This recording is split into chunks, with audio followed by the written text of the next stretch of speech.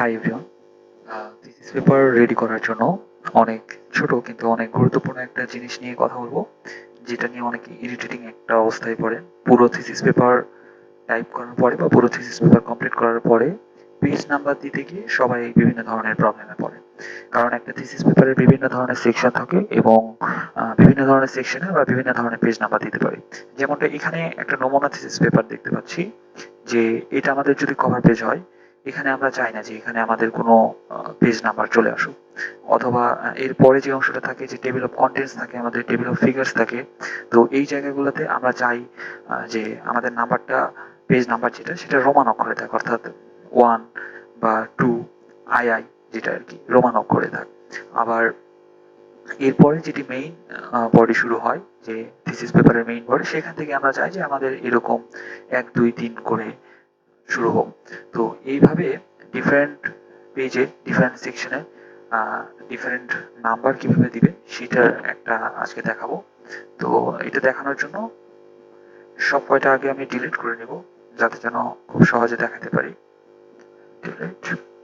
ওকে, আমাদের পুরো ফাইলের পেজ নাম্বার এখন চলে গিয়েছে। আমরা কিভাবে পেজ নাম্বার এখন দিব সেটি শুরু থেকে দেখাবো।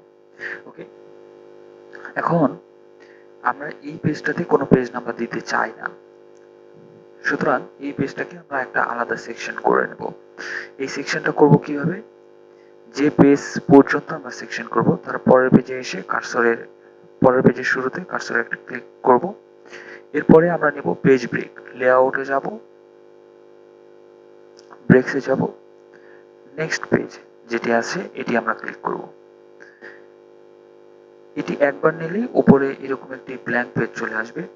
যদি একবার নেক্সট পেজে দিয়ে আপনাদের ব্ল্যাঙ্ক পেজে এরকম না আসে, সেক্ষেত্রে আপনারা ব্রেকসে আবার ক্লিক করে আবার নেক্সট পেজে ক্লিক করবেন, অর্থাৎ দুইবার নেক্সট পেজে ক্লিক করবেন, তাহলে এরকম একটি ব্ল্যাঙ্ক পেজ চলে আসবে। তাহলে ওপরের এটি একটি সেকশন এবং নিচে আমাদের আরেকটি সেকশন হচ্ছে। তো উপরের পেজে যেহেতু আমরা পেজ নাম্বার দিতে চাই না, সেটি উপরের অংশটুকু আমাদের কমপ্লিট। এখন এই নিচের অংশটুকু, এই টেবিল অফ কন্টেন্টস থেকে আমি একটু জুম আউট করি।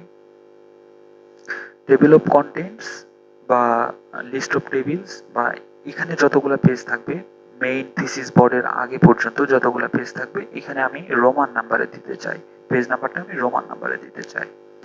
সেক্ষেত্রে আমি কি করব? যেহেতু উপরের অংশ আলাদা করেছি, এখন আমি জাস্ট পেজ নাম্বারটা ইনসার্ট করব। Insert page number. আমি কোথায় পেজ নাম্বার ইনসার্ট করতে চাই? নর্মালি আমরা বটমে করি। বটমে থেকে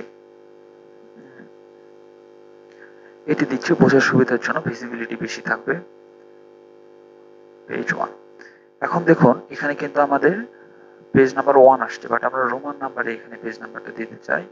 তো এটা আমি দিতে পারবো পেজ নাম্বারের নিচে থেকে ফরম্যাট পেজ নাম্বার, এখান থেকে এই যে রোমান অক্ষর চুজ করলে আমাদের এই পেজ নাম্বারগুলো রোমান অক্ষরে চলে আসবে, রোমান অক্ষরে পেজ নাম্বার চলে আসবে। এরপরে আমরা যেটি করব সেটি হচ্ছে যে ওপরের এই অপশনে হেডার এবং ফুটার, এই ওপরের অপশনে লিঙ্ক টু প্রিভিয়াস, এটি যদি সিলেক্ট করা থাকে আমরা এটিকে আনসিলেক্ট করে দেব, এবং যতবার আমরা নতুন নতুন সেকশন তৈরি করব ততবার এই নিচে ডাবল ক্লিক করলে আমাদের, আমি দেখিয়ে দিচ্ছি, এরকম নিচে ডাবল ক্লিক করলে আমাদের হেডার এবং ফুটার অপশনটা আসবে। তখন আমরা এই লিঙ্ক টু প্রিভিয়াস এই অপশনটা যদি অন থাকে আমরা এটিকে আনসিলেক্ট করে দেব। এটি আপনি চাইলে পেজ নাম্বারের ডিজাইন চেঞ্জ করতেও পারবেন। এখান থেকে আপনি মাঝখানেও এটি দিতে পারবেন। এই যে মাঝখানে শুধু রোমান অক্ষর চলে আসছে। ওকে, এখানে 1, এখানে 2 আসছে, কিন্তু এরপরে দেখা যাবে যে আমাদের মেইন বডির পেজেও সিমালটেনিয়াসলিও এই রোমান অক্ষরই আসছে। তো এটা আমরা রোধ করবো কি করে, বা এখানে আমরা মেইন বডিতে 1 2 দিব কিভাবে? ওকে, আমরা ক্লোজ হেডার এন্ড ফুটার করি। আমাদের এই পর্যন্ত কাজ শেষ। 2 নম্বর পেজ পর্যন্ত আমরা রোমান দিয়েছি। যেখান থেকে আমরা নতুন ধরনের পেজ নাম্বার দিব, সেখানে ক্লিক করব। এখানে আবার একটি নতুন সেকশন তৈরি করব আগের মতো করে। লেআউটে যাব, ব্রেকসে যাব এবং নেক্সট পেজ নেব। আমাদের উপরে ব্ল্যাঙ্ক পেজ এখনো আসেনি, সেই জন্য আমরা ব্রেকস থেকে আরেকবার নেক্সট পেজে যেয়ে ক্লিক করব, তাহলে আমাদের উপরে ব্ল্যাঙ্ক পেজটা আসছে। এখন আমরা এখানে ইনসার্ট অপশনে যাব, পেজ নাম্বারে যাব,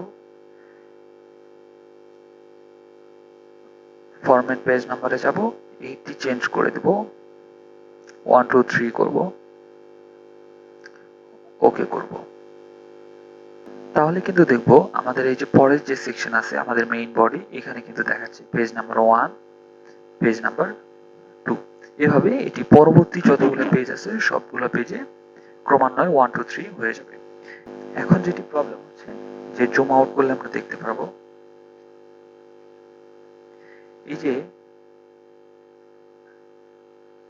পেজ ব্রেকগুলো নেওয়ার কারণে আমাদের এই যে ব্ল্যাঙ্ক পেজগুলো আসছে, এই ব্ল্যাঙ্ক পেজগুলো আমরা ডিলিট করব কি করে।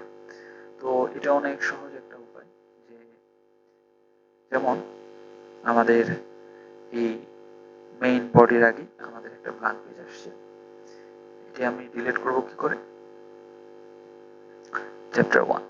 ওকে, এখন হোমে যাব, হোমে গিয়ে এই বাটনটাতে ক্লিক করব। ক্লিক করলে এই ব্ল্যাঙ্ক পেজের উপরের দিকে আমরা দেখতে পাবো সেকশন ব্রেক নামে একটি অপশন আছে। জাস্ট এর সামনে কার্সর রেখে কিবোর্ডের ডিলিট বাটনটা প্রেস করব। জাস্ট ডান। কিবোর্ডের ডিলিট বাটনটা প্রেস করলে ব্ল্যাঙ্ক পেজটা ডিলিট হয়ে যাবে। পেজ নাম্বার আমাদের এদিকে সব ঠিকই আছে, 1 2 থেকে আসছে, এখানে 2, উপরে যদি আরো যাই এখানে 1, আমাদের পেজ নাম্বার ঠিক আছে। এখানে আমাদের একটি ব্ল্যাঙ্ক পেজ আছে, সেক্ষেত্রে কি করব, হোম থেকে এই বাটনে ক্লিক করব, ফাঁকা পেজটাতে দেখবো সেকশন ব্রেক নামে একটি অপশন আছে, এখানে সামনে যাব এবং কিবোর্ডে ডিলিট বাটনটা প্রেস করব। ডান, আমাদের ব্ল্যাঙ্ক পেজ কিন্তু চলে গেল।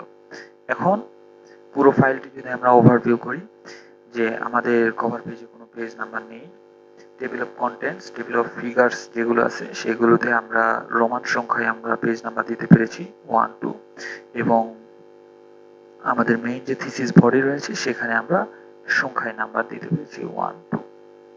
I think it will be helpful for you. Thank you very much.